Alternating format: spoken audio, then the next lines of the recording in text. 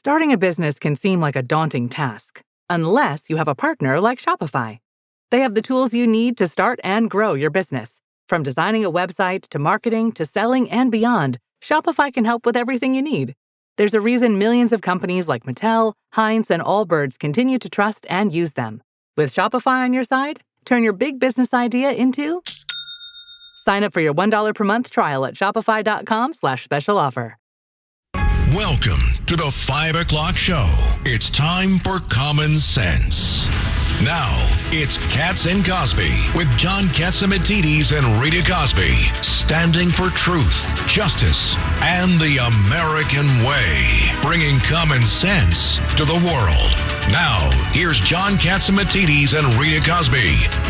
Breaking news, WABC. And it is primary night across the country in a number of places. New York, Maryland, Utah. There's also the runoffs in South Carolina.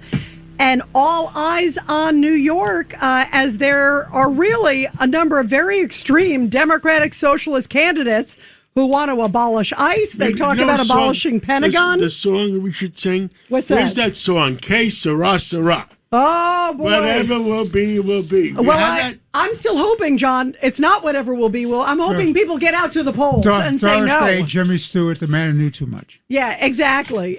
John, it's a crazy time. I mean, if you look at some of these candidates, John, it's a choice between crazy and crazier. I mean, 3 of them especially are all about abolishing ICE. They've said they don't want to do any business with Israel. Abolish the Pentagon. Abolish police.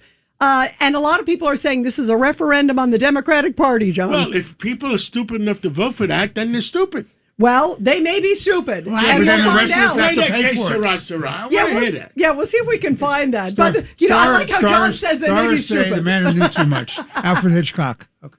What do you think, Craig Eaton? You're here with us on this one. You know what? Last night I was with a couple of captains who were being interviewed to be the new chief executive officer of the 68th Precinct. And these are 2 young cops. NYPD. And 2 young guys, great, brilliant guys in their 40s.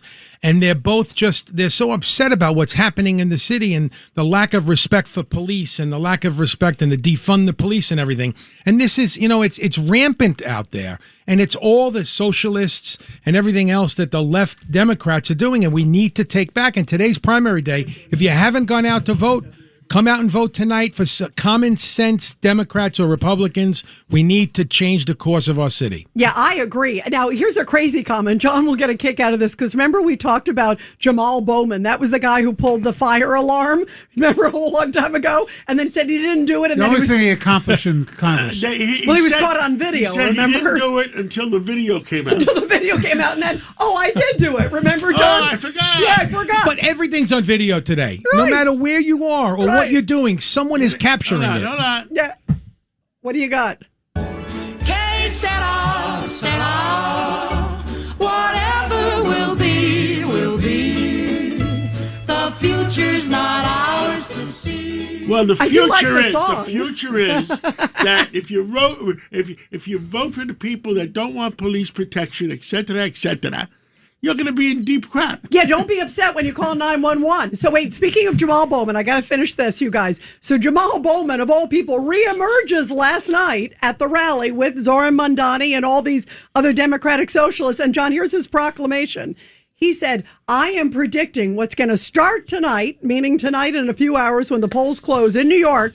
He said, eventually we're going to have half of Congress shouting free Palestine from the halls of Congress. And I thought, boy, are we in trouble if we ever get to that point. Then we need to play Eve of Destruction, if that's the case, Craig. What do you think? That would be the right song, Rita. I mean, come on. That's what they're chanting. Oh, this is, and then some of these people, one of them, Vega, who is running, also she is running. This is Claire Vega, New York 7, because that's one of the DSA. The other is Darlisa Chevalier. She's 13. And then you've got Brad Lander, who's not technically a DSA, but acts like a DSA. That's New York 10. And endorsed by Mandani, all 3.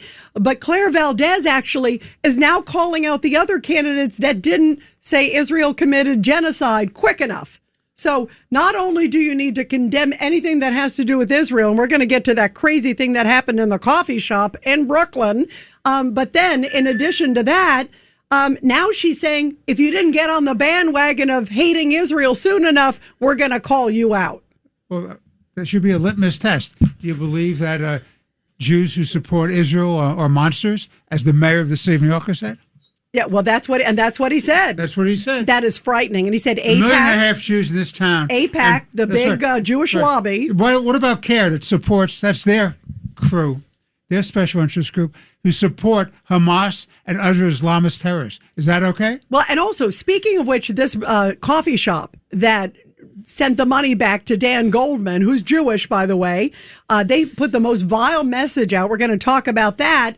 Well, Mayor Mandani was just asked about it a little bit ago, and he said, I have disagreements with Goldman. And then they said, well, what about these horrible comments? Well, that's not necessarily the way I would do it. But he didn't even condemn it. I mean, this is frightening. Shameful. It's actually shameful the way they're acting. It is. And so, by the way, John, I also we have another breaking news that has to do with a little bit of Truth Social. Here we go. Breaking news, WABC. Well, it started about President Trump went to Pennsylvania to talk to Pennsylvania, and just before he went out to talk to them, he called me from the airplane, and I spoke to him for about 10 minutes, and his speech in Pennsylvania was wonderful, and then he's on his way back, and he just did a truth. What do you call it? Yeah, Truth he did Social? a post on Truth Social, which is like Twitter. That people should listen to WABC. I love that. He put a big, WABC logo, put a link to WABC. Clearly, President Trump loves WABC, as all of you do. And how beautiful is that he obviously says this is the place to listen for the best material anywhere. So I say, I validate what he says. What do you think? You double it? Second it, third it? What do you think, Judge? Absolutely. Fantastic. Now, the judge is in the same seat as he was at 6 o'clock in the morning. I know. Right. I haven't moved. Yeah. And I'll be here tomorrow morning at 6, and Thursday at 6, and Friday at 6. You guys, that's called Warriors. That's what it's called. All right. Okay. Who do we have on today? Yeah, we have with us right now Professor Alan Dershowitz, the great constitutional expert. And Professor Dershowitz, what do you make of this troubling trend with the Democratic Socialists of America? Some of the rhetoric that we've heard, especially in the last few days, it's all anti-Israel. Well, it's worse. It's Nazi rhetoric that finds its origin back in the Dreyfus trial when they portrayed supporters of Dreyfus and Jews as monsters. Monster is a term that Goebbels used, that anti-Semites have used for 150 years, and Mamdani knows that. And when you call people monsters, by the way, you're calling everybody on the show a monster. I'm a monster. You're a monster. You don't have to be Jewish to be a Mamdani monster. All you have to do is be a supporter of Israel, a supporter of AIPAC. I'm a proud supporter of AIPAC. I've spoken at their events. I'll continue to speak at their events. I'll continue to contribute to them, and I'm not a monster. I'm a patriotic, loyal American who strongly believes that support for Israel is in America's best interest. So we have to fight back against interest. We have to put this Poetica coffee shop out of business, just the way I put the pierogi guy out of business on Martha's Vineyard. Remember a year ago, this pierogi guy, the guy who was selling good pierogies, they were pretty terrible, wouldn't sell me because I'm a Zionist. So I protested and threatened a lawsuit, and he's now out of business, essentially. He is not opening a stand at the farmer's market anymore, and we have to do the same thing with Poetica, and ultimately we have to do the same thing with Mamdani. We have to put him out of business. Well, Professor, later on we have John Levine. John Levine, right, on. Journalist. He did a detailed study on this person, and I understand from John Levine he owes $400,000 in taxes. $800,000. $800,000 in taxes. Isn't that shocking? $800,000 in back taxes to New York State. And he probably has, rat infested. Who the hell knows? I mean, people who make statements like that obviously are irresponsible, and you shouldn't buy coffee or anything from them on political grounds and on personal grounds. If I were living in New York today, I'm on Martha's Vineyard, but I would go to that store with a television camera and with a shirt saying I'm a proud Zionist and try to have them not serve me and then bring a lawsuit. In fact, New York law prohibits discrimination on a variety of grounds, and every liberal in the world was opposed to the cake shop that wouldn't sell gays or wouldn't make cakes for gays. And of course, we all opposed efforts by Southern coffee shops not to serve blacks. I remember the first time I went to New Orleans, and I was with an African American professor, and we went for a drink in New Orleans. This was not in the 40s. This was in the middle 60s, and they wouldn't serve us sitting together at a bar, and they wouldn't serve him sitting alone. We couldn't even take the same cab together. Do we want a repeat of that? Do we want these bigoted, anti-Semitic coffee shops to be able to be open in New York? No, I don't think so. And, because ultimately what you're going to have is every shop in New York is going to have restrictions. We won't serve this. We won't serve that. We won't serve the other people. You can only have coffee if you agree with us 100%. Remember, this shop not only said it won't serve pro-Israel people, but it gave a whole list of people it won't serve. Obviously, it also won't pay its taxes. And so you have to shut it down. There's no alternative but to shut it down. Well, I think the state must shut it down. If they owe $800,000, I'm sure they don't have the $800,000 to pay. Well, they should make them pay immediately, and if not, shut them down. So calling New York State. I mean, our studio's here, and I think the New York State offices are 2 blocks up. So, let's send that message out there. Same rules have to apply as if they refuse to serve a black person or a gay person. And by the way, Professor, there's also a federal judge, where the DOJ is looking into it. Right, the Civil Rights Division has launched an investigation on this. No, I know that. Which is good news. I actually spoke to the Justice Department. There you go.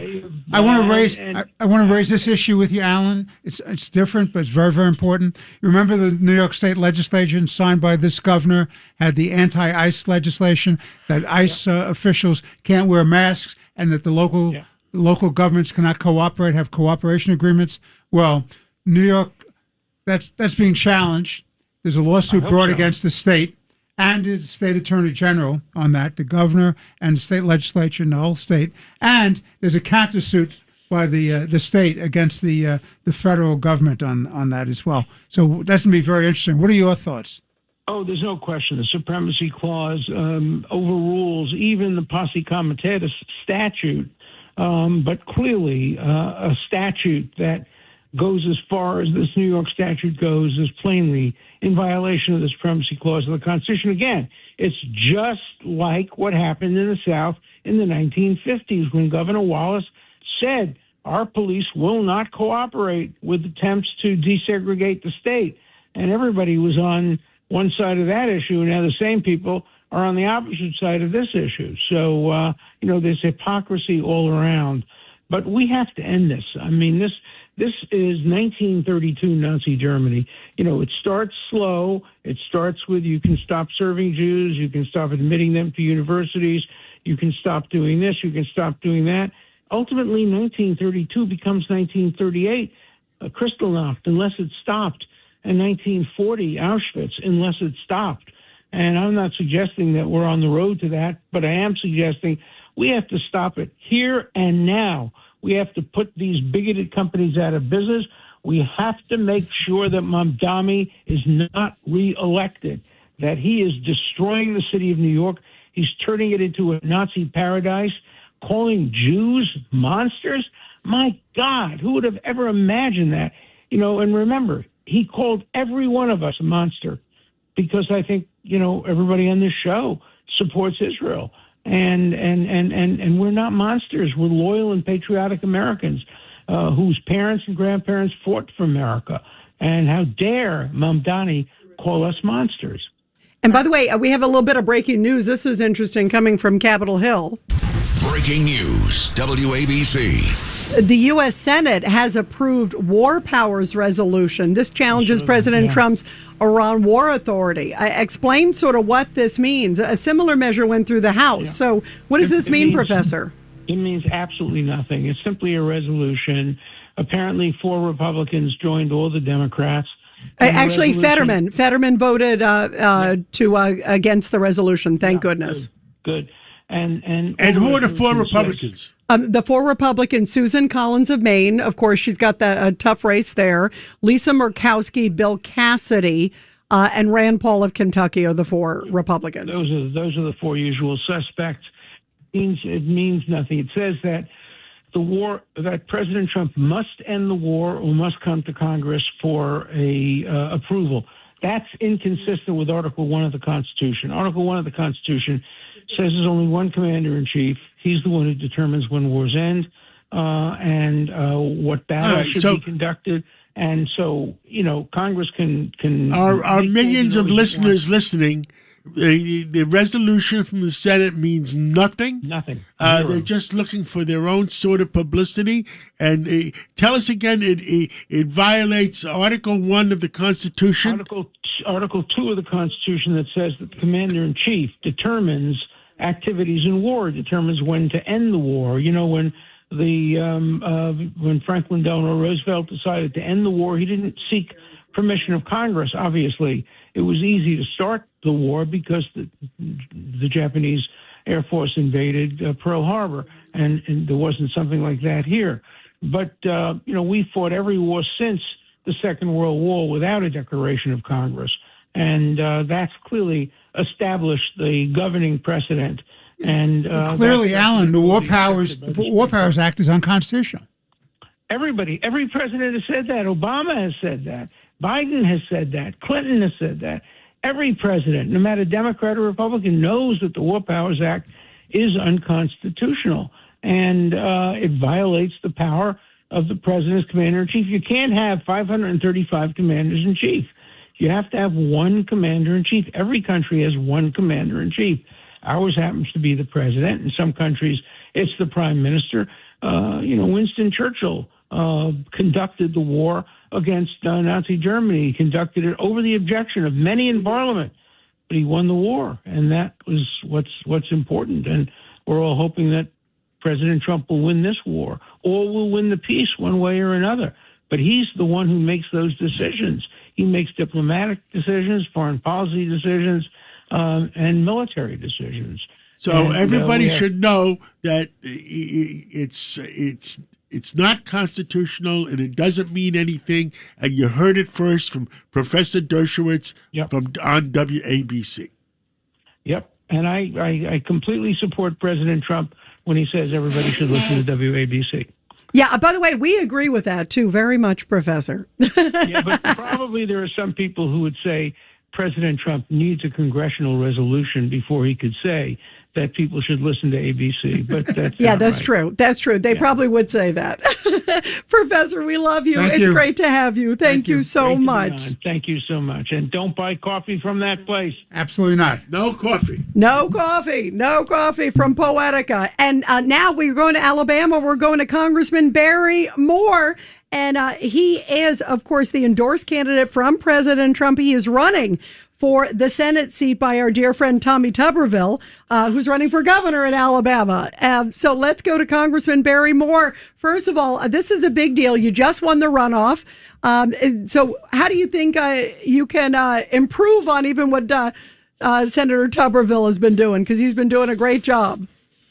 Yeah, so Coach and I went in D.C. at the same time. We both were sworn in. We won 2020, and him and I both have really high liberty scores. Actually, guys, for the record, I think I beat him by 1 point on protecting your liberty. So, wow. Coach is very competitive. Coach is very competitive, but he and I are the two top conservative guys out of the state as far as our voting record. So, big shoes to fill. He's a great leader and a good friend, and like I said, we've been in a fight together for 5.5 years now. So, try to fill those shoes and talk to him yesterday a little bit about it, actually. You know, Congressman Barry Moore, you're a part of the Freedom Caucus. What do you make of all this stuff with the Save America Act? This is something President Trump was just talking about a little bit ago in Pennsylvania. Really important to him to get voter ID, and yet it seems to be getting blocked left and right. How important do you think it is to have voter integrity? It's highly important. Even among the Democrats, it polls in the high 70s to 80%. And so for me, it's just ironic. The left screamed for years about foreign interference in elections. You literally have non-citizens voting in U.S. elections. I don't know that there's any more just valid example of foreign interference in elections. We simply need IDs, and we need U.S. citizens voting in our elections to elect U.S. leaders. Yeah, there is no doubt. Craig Eaton. You know, it's funny. You need photo ID to get into the Obama library. but you don't need photo ID to vote. I mean, it just doesn't make any sense to me how you can let people vote without proving who they are. Guys, there probably wouldn't be an Obama presidential library if they required IDs for people to vote, honestly. That is a good point. That's true. That's true. Have you seen that place, too? You also push, Congressman Moore, Americans First Immigration Act. Talk about that and how important that is. Yeah, so we're just trying to simply put 5 of President Trump's executive orders into immigration. And we're saying, you know what, instead of just doing a lottery for immigration to the U.S., you actually need to bring something when you come, some skills and education. It needs to be about bringing people to this country that are going to contribute instead of coming here, getting on the dime and shipping cases or cash back to some foreign country. They need to be here to contribute. They need to assimilate. It's stuff like that. It's just common sense things that we need to start cleaning up immigration to codify so that the next president who may not think like we think, who maybe has a pen and a phone and wants to undo everything we're doing, that in fact we've got things in place that make sense for immigration in this country. And we're not required by the Constitution to let anybody in this country, but if we're going to let people in, they ought to want to be Americans, they ought to love this country, they ought to want to contribute to our economy. Yeah, 100%. Congressman, one of the things that's shocking, and we have a big, we have the primaries tonight here in New York. And there are a couple of these candidates who believe that non-citizens should be able to vote. There's actually one who says that nobody should be deported, even those with criminal like murder records. I mean, have they lost their mind? They absolutely have, and that just shows you how sick the left is and what they've done. I mean, back when Obama and Biden, especially Biden, the Disney Fast Pass on the southern border, everybody came here. We don't know who's here, and people who don't necessarily want to assimilate, people who wouldn't mind maybe just undermining the very fabric of our nation they came across. And so, yeah, it's just unbelievable to me, the level of hatred or dislike for our country that some of these leaders in the left have, and they want to totally undo what made this nation great, which is, just our Constitution, loving liberty, protecting liberty, and having the civil liberties to protect each other and do what we got to do. Certainly elections are part of that, but it's just, guys, it's always worse than you think it is when you actually look at what they're up to. Yeah, we also have Judge Richard Weinberg with us, Congressman. Congressman, Senator to be soon. Congratulations. We look forward to having you in the United States Senate. You've been a strong supporter of the state of Israel. In fact, I'm reading a quote from you where you said, any threat to Israel is a threat to the United States and our freedoms. Could you explain that, please? Yeah, I mean, basically, Genesis 12:3 says, if you bless Israel, you'll be blessed. If you curse Israel, you'll be cursed. But in my opinion, it's like they are our ally in the region, and they are somebody that we've had a relationship for a long, long time. And in my opinion, if Israel is safe, we're safe. And look, the guys that don't like us so much, they call Israel the small Satan and America the great Satan. I think that's how they phrase it. So, yeah, Israel has been an ally to the U.S., and we've been an ally to them. And it often seems that nations that turn their back on Israel end up in big, big trouble. We don't want America to go down that path. We want to stand with those people. They're chosen, and it's a responsibility of my Christian faith to stand with the nation of Israel. It's basically that. That's due north for me on this, guys. I'm going to stand with Israel because I believe that the word says we're to stand with Israel, and it's a faith thing for me. But obviously, if you just look at the relationship over the years, they've been a dear ally, and I've been to Israel a few times, and I'll never forget I was sitting in some secure room somewhere, and one of the clocks on the wall was Huntsville, Alabama, because we supply so much of the systems, the Iron Dome, the Iron Beam, the technology, and they share technologies with us, and that sort of thing, that relationship has made them safer and us safer as well. Well, yeah. Thank you, Congressman. Deeply appreciate that. Yes, sir. Yeah, 100%. We hope to call you senator soon. Guys, we want a pretty tough runoff. We're in a good spot. In Alabama, if you're a Republican, as long as you don't step on a landmine between now and November, I should be okay. Oh. Good. I talked to Tommy Tuberville. Tommy Tuberville, yeah. Tuberville, and he's going to be on later on our show too. And he only won the primary by 85%. I was disappointed. Well, we wish you the same success in November, at least. Thank you so much. I appreciate it. Yeah, thank you, Congressman. You got to come back on again soon, and thank you for fighting the good fight. Awesome. We wish you so much luck. And you guys, we're going to take a break, and then we are going to go to Hank Scheinkoff to talk about who's on the ballot tonight, and also more about that crazy coffee shop. common sense recap of the day's biggest stories. It's John Catsimatidis and Rita Cosby. Cats and Cosby on 77 WABC. Well, we are back. And, who can give us a better reading of what the heck is going on in the elections? And Hank Sheinkoff, a Democratic strategist for forever and ever. And, Hank, what's going to happen tonight? I'm not sure, John. I have to say that, look, there's a lot at risk here. I mean, the Democratic Socialists of America, who are not Democrats, let's be clear about that. These are not Democrats. These are whatever they are.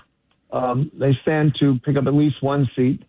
Brad Lander, who the former controller who failed as a mayoral candidate, is their candidate against Dan Goldman. They stand to win that seat.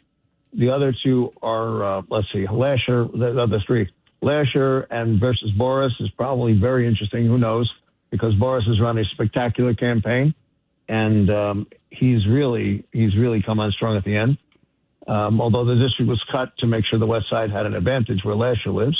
And the Nadler endorsement, outgoing Congressman Nadler's endorsement does matter there.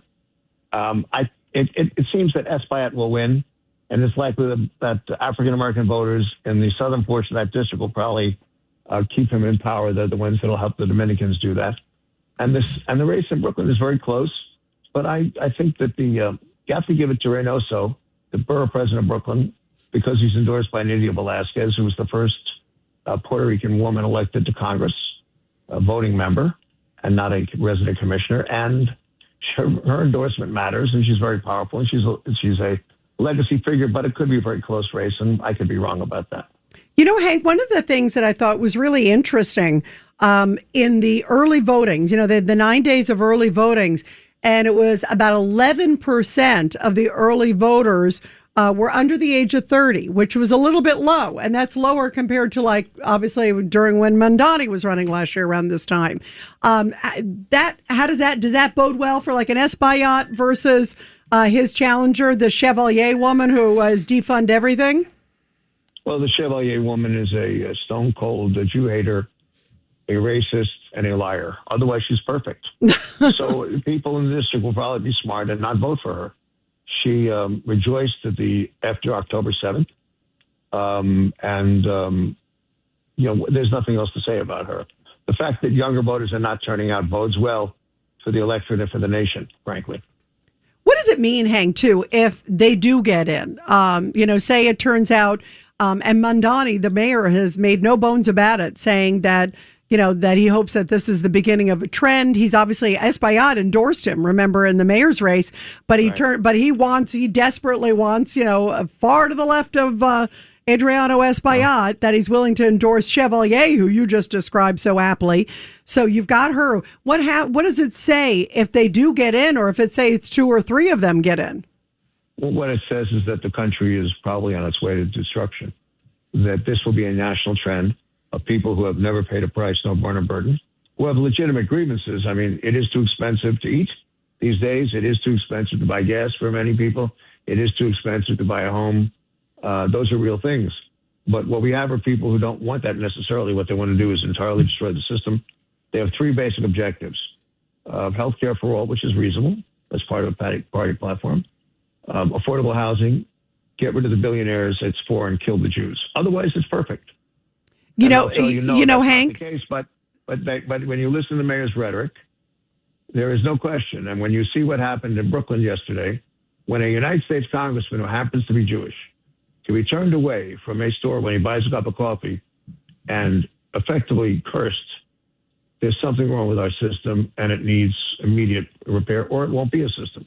Hank, you hit on the coffee shop. I was appalled. I'm not Jewish, but to me, I'm such a big supporter of Israel. I'm a big supporter of freedom. And the fact that the coffee shop came out and said, we don't serve racist, fascist, homophobes, genocide enablers. I mean, they doubled down. And it reminded me, recently, there was that college kid who was applying for an internship. I think he was a Cornell student, right? Applying for, and it turned out that the people who ran the startups were Jewish. And then he came right back out and said, I don't work for Jews. And then he doubled down and said, too bad, I'm not going to do it. Publicly, it's this unabashed public bashing, doubling, tripling down. It's very concerning. It's a really hate-filled rhetoric that we're seeing with a lot of people in this country, Hank. Well, they're delusional about what happens. They need to look at the UK, the United Kingdom, and see what grooming parties are about. And you have to ask what happened to the Assyrian Catholics, the Chaldean Catholics, the Yazidi, the Zoroastrians, the Baha'i. Let's see what else we can go on. Let's see. How about the Coptic Christians who get shot as if they were garbage on a regular basis and murdered? How about the 600,000 people, men, young, mostly children and women, who were extinguished in Syria by chemical and biological weapons? The millions have been murdered in Sudan and Somalia. I can go on and on and on. The Armenian Catholics, the fact that that Cyprus is 50% occupied, it's a lie. It's a particularistic lie. If the same thing happened, if you take the numbers, put them in context, 2,000 in Israel on October 7th is probably equal to 35,000. I think for 2,500 people, the United States went to war and 60 million people died. It is absurd. It will wind up in nothing. There is no future for Jews in New York, clearly, and that people had better wake up because it begins with the Jews, it starts with the Jews, and never ends with the Jews. That is a fact of life. This mayor is an anti-Semite and a Jew hater. His rhetoric is consistent with traditional Jew-hating tropes. And like I said, you're next. Yeah, very frightening. Craig Eaton. Hank, it's great always to talk to you. But, putting that aside, putting Mondami aside for a second, how do we get back to where we were 20 years ago when we had Democrats and Republicans and not far left and far right? I mean, when I was the chairman in Brooklyn for 12 years, Frank Sedia was one of my closest friends, and we worked together. The Democratic chairman in Brooklyn, the Republican chairman in Brooklyn, we worked together to make sure that we had the right, common sense Democrats or Republicans representing us in the city, state, and federal government.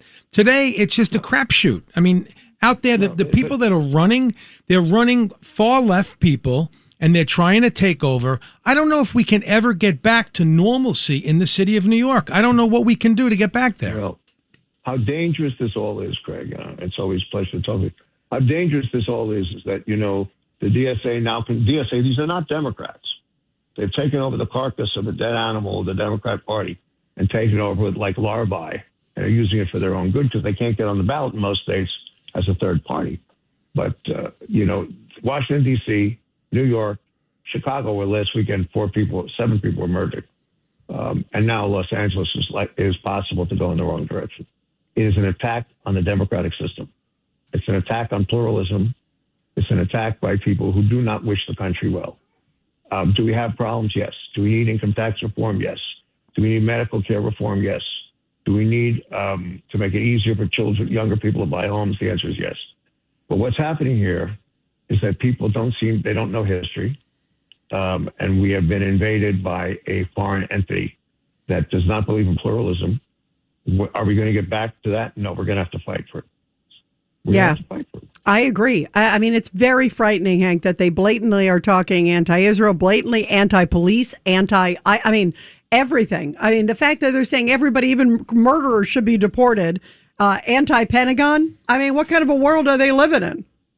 They are living in a world that they will create if they are not stopped. We have never taught our children civics properly. We have a generation of people, now 2 generations, who have never paid a price nor borne a burden, have no idea what democracy costs. And that's why that fellow Plattner, whatever his name is in Maine, is doing. Yeah, Graham Plattner, yeah. Because no one remembers Normandy. They've not been taught about it. And the price that was paid by the 9,300 or more young men, many of whom had never made the age of 18 in the fight against fascism and haters, would destroy the Sini, the Romani. It's really, in addition to the Jews. I mean, and Jehovah's Witnesses and gay people. What are we talking about? Well, Hank Chekhov, thank you for telling it, and God bless you and God bless America. And pray for New York. And we hope that people are smart enough to vote the right way. Prayer might not be sufficient, John. Get into the streets. Yeah. Tell that guy in Brooklyn who's at that coffee shop that he has no place in New York. Shut his places down. Well, he owes $800,000 in taxes. Maybe New York State will do something about it. Yeah, we'll see. Well, let's see what happens. Don't bet on it. Yeah. Well, thank you so much. Thank you, Hank. We'll talk again real soon. And Rita, you have the top news of the day? It's the top news of the day. Here's Rita Cosby. Well, everybody is talking about it. It is primary day, and polls close, by the way, everybody at 9 o'clock, so get out and vote. Voters in New York, Maryland, and Utah are hitting the polls today for those key primary elections. And also, President Trump, despite being busy because he was tweeting out about WABC, which we love, he is also warning Iran against obtaining a nuclear weapon as negotiations are continuing there. He was speaking in Pennsylvania just a few hours ago, and he said Iran must not be allowed to have a nuclear weapon. He says that on Truth Social that Iran has agreed to nuclear inspections. And we'll talk more about that. When we come back, we're going to talk to Katie McFarland, get her take. And then John was mentioning about the back taxes that are due by that coffee shop owner. John Levine is the guy who broke the story. We're going to talk to him and get his take after the break. Commuting home with Katz and Cosby. Now here's John Katzimatidis and Rita Cosby on 77 WABC. And we are back here on Katz and Cosby. Well, President Trump coming out a little bit ago in Pennsylvania saying Iran will never have a nuclear weapon under his watch. He also said that they have agreed to inspectors. Iran saying no, they haven't. There's just so many mixed messages. But President Trump says there's 4 different groups. At least, so right? Which group are you talking about? I would say at least, right, John? At least. And that's part of the game, of course, that they're playing, too. Well, who knows better than you? Well, maybe the same as you is Katie McFarland, right? Both another smart gal. Katie, former Deputy National Security Advisor under President Trump. Katie, where do you think all of this is headed now? Because obviously President Trump, he's seeing gas prices come down, but he'd like to see, obviously, this all wrapped up with Iran. We're gonna prevail in the end. It's just going to be a lot of bumpy rocks between now and then. Why? Because, as John said, Iran. Which group are we talking to? There are at least 3-4 groups. The guys we're talking to are the pragmatists. They want a deal. They know they've got a 92 million country people to govern, and they know that they need revenues. They know they need social services. They know they need this war to end. But then there's another group, and that's the IRGC, and there's probably a third group is the mullahs. They want to keep fighting. They don't want any deal at any time. They'd rather be martyrs. All they want to do is to get nuclear weapons, kill Jews, destroy Israel, destroy the United States. So any deal that we reach with the pragmatists, so-called pragmatists, the other guys are going to try to sabotage. And the way they do it is they unleash Hezbollah. They say, Hezbollah, you go attack Israel, knowing full well Israel will respond. And then Israel responds, and then the IRGC wing of the Iranian leadership says, aha, see, they're not abiding by the ceasefire, therefore we're back to ground zero. So, wash, rinse, repeat. And at the end of the day, the thing that I'm so impressed with is that they have this committee. This is going to meet, and if there's any, it is called the Deconfliction Committee.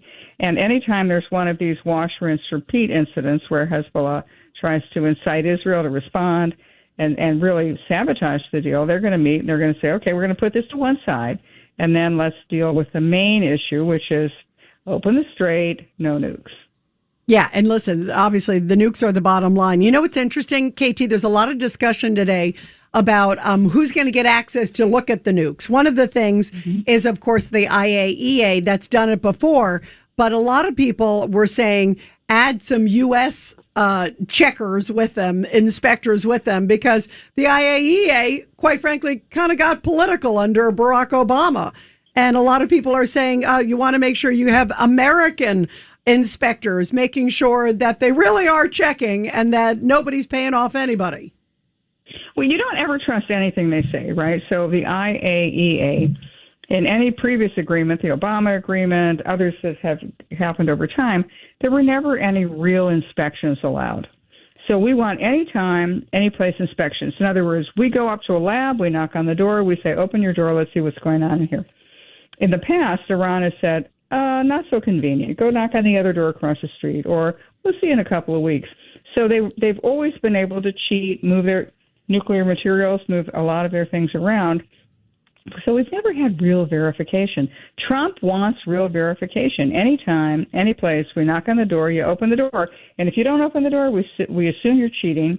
And then we bring in the American military might to enforce the deal, either to bomb out that site, either to reimpose economic sanctions. So we have everything in our hand. We can enforce this deal. No other deal has ever been enforced. No other deal has ever been verified. So at the end of the day, it'll be okay, but it's going to be bumpy. It's going to be a bumpy ride between now and then because some groups in Iran really want to sabotage this deal. Yeah, and it seems like also I feel like so much of this is propaganda too. Like it was the foreign minister who came out, who's supposed to be one of the more logical ones, who said, no, we're not allowing inspectors. But I feel like a lot of that is for his own public consumption, and who knows what he's saying privately, right?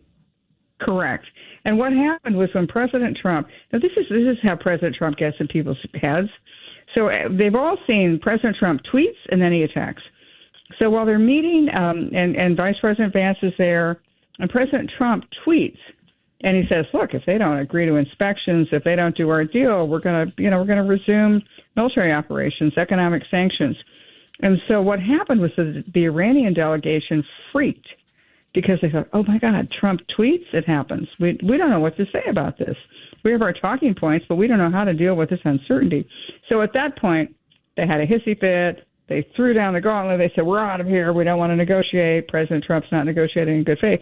That was really the Iranian team having to go back to Tehran to say, oops, what are our instructions now that President Trump is willing to reimpose sanctions and reimpose military operations? Yeah, well, no doubt. So it's going to be, thank goodness it's President Trump who backs it up with actions. That's all I've got to say President at this Trump moment. is the only one with courage to do what he has to do. And otherwise, you're dealing with people that I guess the word civilization has left them behind. I was waiting for you to use Planet of the Apes again, John. Well, civilization has left them behind. Right, I agree. mean, you have the Persians are very, very smart people. They're great people. Yep. But whoever these other people are civilization has left them behind. And John, the thing is that they feel, I mean, you and I think that there's truth and there's lies. They think lies are justified. It's their religious justification. It's called taqiyya. And it's the Muhammad says that you're justified in lying and obfuscating if you feel that it's going to endanger the religious goals that you have. So they think they're absolutely fine with lying and cheating and stealing. But that's why President Trump will retain the right to verify, as I've talked about, and then to enforce if they don't do, if they want to cheat. They won't cheat more than once. Yeah, that's true. They'll get the message. keep doing what you're doing. Keep telling the people the truth. And thank you for everything you do. And God bless you and God bless America. Thank you so much. And back at you, John. Thank you so Absolutely. much. Thank you, KT. Thank you. And you guys, let's go to Jonathan Levine. We got some breaking news. Breaking news, WABC. And John, of course, they're the great journalist with the Washington Free Beacon. John, you wrote a big blockbuster column about this coffee shop owner. This is the guy who smeared Congressman Dan Goldman, telling him, he shouldn't be having genocide juice. It's really shocking. What do you know about the owner of this coffee shop? Well, I don't know how much your viewers are up to speed with all the developments about the situation with Dan Goldman and the coffee shop, but what I can now report about the owner of that coffee shop is that he owes $400,000 in unpaid sales taxes to the state of New York. Now, Jonathan, by the way, Fox was reporting $800,000. Okay, well, it could be true. I don't know. I mean, the thing about unpaid taxes is there's a million different rocks to look under. I found almost 400,000. It could be up to 800,000. I don't know what Fox. I don't have that, but I believe Fox. I don't know. I'd be curious to see where they got that. But the point is, whatever it is, it's a couple 100,000. That's a lot. He saw your 400 and raised you 4. Right, they doubled it. And John, it's so evil. You own a supermarket, a great supermarket called Gristedes, And when someone pays a sales tax, it's a product they buy at your supermarket. Where does that money go? That goes to the state. It goes to the government. You don't keep the sales tax. It's not our money. It's the state's money. It doesn't go to John Katzimatidis. And by the way, it's a crime to divert even a penny of that money. It's a crime. You can go. It's not about $400,000. Yes, and you can go to prison for that. Absolutely. Well, we'll see if that happens. Far from going to prison, they let him put a coffee cart in Prospect Park while these bills were racking up. Unbelievable. And of course, like any form of due diligence, you have to look at the health code. You have to look at the health inspections whenever you're dealing with a restaurant or a cafe. And well, what do you think we found there? Flies, vermin, unsanitary conditions. It had, I think, the most recent inspection at one of his locations had 36 points, and it said grade pending. But if you're in the restaurant industry, you know that when it says grade pending, it means they don't want to give it a C. And the restaurant owner is fighting with the health department to get a reevaluation. But the individual violations are all listed on the New York City Department of Health website, and I linked them in my story, and they're very easy to find. Anyone listening to this can go look them up. And I would urge you to look up your favorite restaurant in New York City in the New York City Health Department website. You might find a lot of stuff that could surprise you. Yeah, that is shocking. And clearly they're anti-Semitic at minimum. Craig Eaton. I mean, you hit it right on the head. Before they gave this guy a license to put a push cart in the park, you think they would have just clicked all the buttons to find out if he owes any money, if he has any violations, if he has any fines or anything else against him. But no, that would be too easy for someone in the city to do. And you know what I'm curious? Who is this guy? Like, what's his background? Oh, he's from Uzbekistan. Okay, he's Uzbek. Okay. And what's funny is he started the cafe in 2020, which is the worst time to start a coffee shop, by the way. But he started in 2020, and then he has 8 different locations, but he's managed to expand 8-fold despite he used the sales tax money. Right. He used the sales tax money. As a matter of fact, one of our buildings in Brooklyn. You hear this? It's going to be a lawsuit, and it's going to hit the newspapers. It'll be the front page, and we'll see who we can give the exclusive to. One of our buildings, the person did not pay the rent, and they went out and used the rent money to make a deposit on $1 million home. Yeah, well, there's a million different scams going on, and it's just crazy that not only has this person been allowed to personally profit to the tune of $400,000 and expand his business and get a coffee cart in the park. Using the sales tax money. And they say we have to raise taxes on everybody else because, of course, the city doesn't have enough money. And meanwhile, jokers like this are running around. Unbelievable. And needless to say, Big Mom Donnie supporter of Graham Plattner and all the rest of it. John, come on the show more often and tell the people the truth. Yeah, you always have some great scoops, John. You call me up anytime, and I'm all there. Right. We love it. We love it. And by the way, John, earlier you guys have been doing not just double duty, quadruple duty today. You're on the morning show, and you guys and Jake Novak were talking to Tommy Tuberville of Alabama. He only won by 85%. What happened to the other 15? They stayed home, or what happened? I don't know. But it was a great conversation. He talked about China, talked about AI, and we wanted to play a little bit of it. Here it is. Senator Tommy Tuberville, he's joining us. Senator, also on your way to becoming the next governor, but we're not going to jinx that. He won the primary by only 85%. Yeah, come on. What's with the other 15%, Senator? Come on. 85.5, John. Oh, God. But, Senator, we have you on this morning to talk about something that's very important to you and all over the country. And another example of some potential really strong bipartisanship in Congress. This is the work that you're doing to try to make AI and other technology safe for children in schools. So tell us where that stands right now, please. Well, it's very important. And people talk about AI is coming. No, it's not coming. Sorry, here.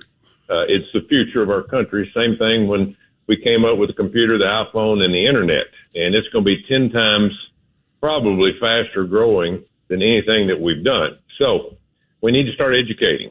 We need to have ethics. We need to do things in our classroom from K through 12.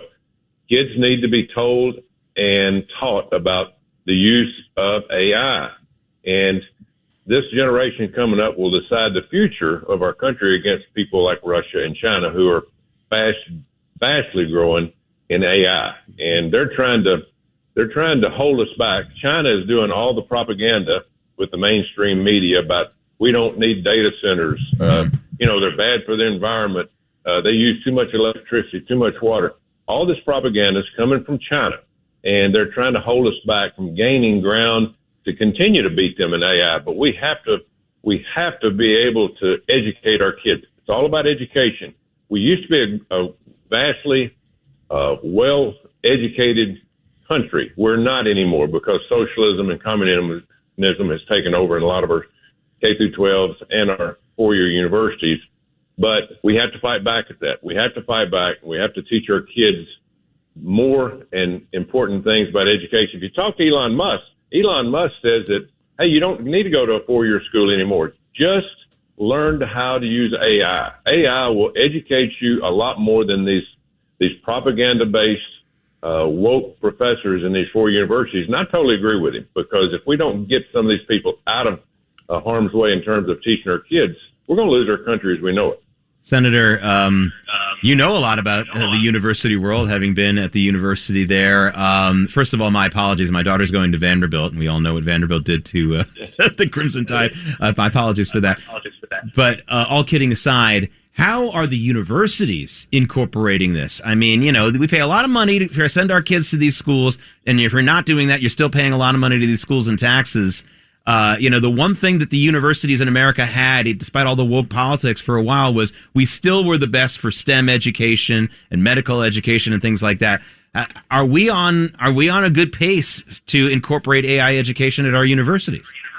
I think we're talking very favorably about it. Are we doing anything about it? That's the problem. We have to mandate what's going on in our four-year schools, and even through K through 12. I'm going to do that in Alabama. We're going to start teaching our teachers online about AI. We're going to work and have an hour a day of AI, K through 12, and we're going to mandate that we do it in the proper channels through our four-year universities. Now, the problem that we have, again, is we're going to be fighting these woke professors in these universities. I tell you, we're going to have trouble. You're going to have huge trouble in the Northeast around all these supposedly nonprofit Ivy League schools that, again, are infiltrated by Chinese and people from other countries that are going to fight back on this. And President Trump obviously is fighting back on it. But in the South, you can see the growth in this country. The growth in this country now is all over the South.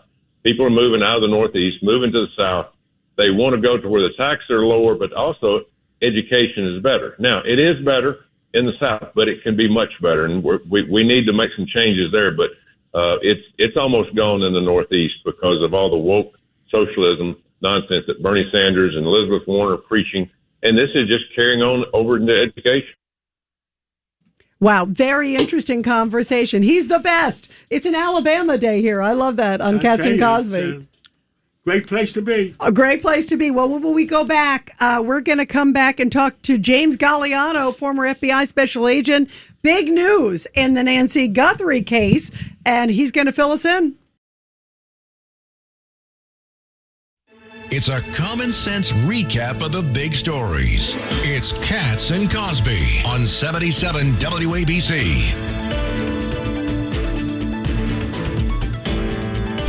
Breaking news, WABC. Well, there are some big developments, at least coming out in the Nancy Guthrie case. The second ransom note that some believe is credible is coming out. And just a few hours ago, Savannah Guthrie went out and put another big public plea for anybody with information to come forward that she would like to know what has happened to her mother. I can't believe it was February 1st when her mother went missing. Let our listeners know.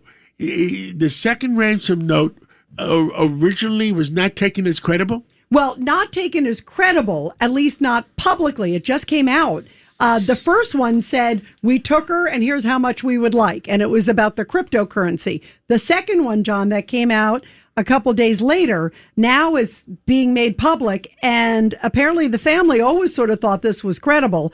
And this one doesn't ask for money and says essentially that she died after being abducted.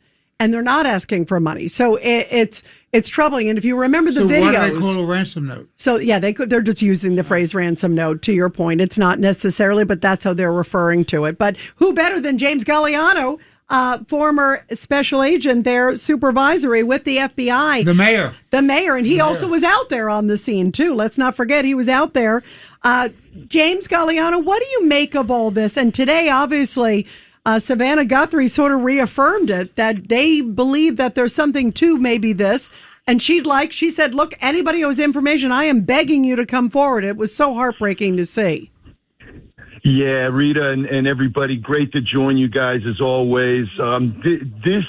This story has befuddled law enforcement for going on 5 months now. Remember, Nancy Guthrie disappeared the night of January 31st. So we're going up on 5 months.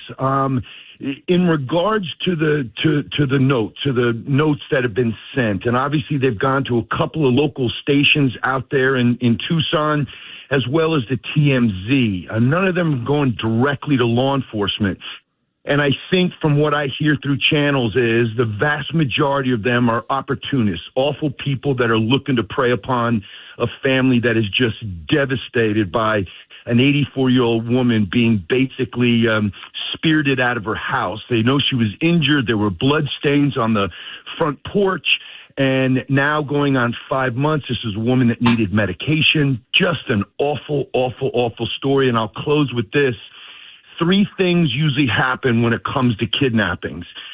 2 of them are good and 1 is bad. The first 2 are a release, where the captors release the captive, a rescue, and I was on the FBI's hostage rescue team. It's something that we did and had great success with. And lastly, where I think we are now, guys, where it is essentially a recovery, where they are looking to find probably her remains. Yeah, I mean, it seems like the family believes that too, based on like even the video that they put out, and then her comments today seem like she said, "We'd like to still celebrate our mother." I mean, the verbiage definitely changed. You know what's shocking to me, James? And we talked about this. First of all, that sheriff over there, remember, he had the crime scene wide open, and then the FBI finally came in, but he seemed to be battling with the FBI. He should have been saying, please, I'll take whatever help I can. He seemed to be a bit territorial. So were there moments missed? Because it's shocking to me that there's not more leads. Yeah, this is, the sheriff himself, Sheriff Nanos, about 10 years ago, was being investigated by the FBI and the Department of Justice out there in Tucson. It was related to civil asset forfeitures, that there was some misappropriated funds. He was never indicted, but one of his colleagues was, and that individual ended up taking his own life prior to going to jail. So I believe, and from what I heard on the ground while I was out there, there is a particular animus. And I'll just give you a couple of quick points. Why was the evidence, the DNA evidence and the biological evidence, shipped off to a lab in Florida, 2,000 miles away, instead of going straight to the FBI laboratory? It is unforgivable and unconscionable. As we all know, you've got smart listeners, DNA is such a tiny trace amounts. And once you test it or dilute it, then it becomes more and more difficult to run tests on that. Whatever's being given to the FBI has already been run through a Florida private lab, and I'm not casting aspersions on them, but you had the best laboratory facility, not in the country, in the world, at Quantico, and it wasn't sent there. It's unconscionable. And James, they had a pizza guy. You may have been out there at that point because you were out there for a while, but they had a pizza guy who was delivering pizza and walks right up to the front door. It was like a day or two right after it. So they didn't even have the crime scene blocked off. Yeah, they didn't shut the crime scene down or keep it shut down. I think after a couple of days, and then they had to go back and reclose it, reseal it again. And you know as well as I do, once a crime scene has been opened up to the public, now you're dealing with other DNA, other trace evidence, other biological evidence that's going to make this much, much, much more difficult to solve. And lastly, the proximity to the Mexican border. I worked in Mexico City for 2 years with the FBI. I know that country quite well. that area, which is about 60 miles south of Tucson, a place called Nogales, is a place that you wouldn't go to at night. It's a place that's run by the Sinaloa cartels. And I'm not suggesting that we have any details yet that this was cartel related, but I'm sure it's something that's being investigated. Yeah, James, stay on it. We are so grateful, and we're just praying for some information for the Guthrie family. Thank you so much. Thank you so much. And, Thank you, James. Keep fighting for America. And what do we all stand for? Truth, justice, and the American way. God bless America. Thanks for listening to Katz and Cosby with John Katzimatidis and Rita Cosby. You can hear Katz and Cosby weekdays at 5. It's the 5 o'clock show on 77 WABC. If you like the podcast, share it with your friends and listen anytime at WABCRadio.com and download the WABC Radio app. Hit that subscribe button on all major podcast platforms. Plus, follow WABC on social on Instagram, TikTok, Facebook, and X. See you next time for a new episode so you never have to wonder. What the heck is going on here?